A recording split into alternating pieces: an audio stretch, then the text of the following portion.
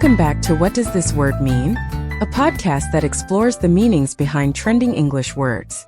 Subscribe now to stay updated on the latest definitions and usage of new words. Today's word, mimic. At its most straightforward, a mimic is someone who imitates, an entertainer who reproduces another person's voice, mannerisms, gestures. That usage is old and well established. Biology borrowed the word too. In nature, a mimic is a species that has evolved to resemble another, typically to fool predators into leaving it alone. A harmless insect that looks exactly like a dangerous one, for instance. But since 1977, the word has taken on a meaning that has probably outlasted both of those in terms of cultural reach. That's the year Dungeons & Dragons introduced the mimic as a creature, and the concept stuck. In D&D, a mimic is a shape-shifting monster that disguises itself as an inanimate object in order to ambush unsuspecting adventurers. Its preferred form? A treasure chest. The hero enters a room, spots what looks like a promising reward, reaches for it, and the chest opens its eyes, grows teeth, and attacks.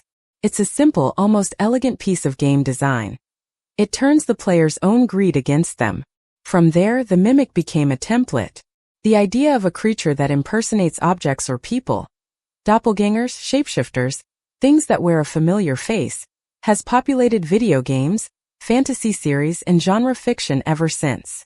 The mimic, in its various forms, has become one of the most recurring monsters in speculative storytelling. And then there's the most recent iteration, which has been circulating online. In a wave of testimonial-style videos, people claim to have encountered a mimic in their own homes. Not exactly a creature, but a supernatural phenomenon. They heard their mother's voice from another room. They saw what they thought was their partner standing in a hallway. But they were alone.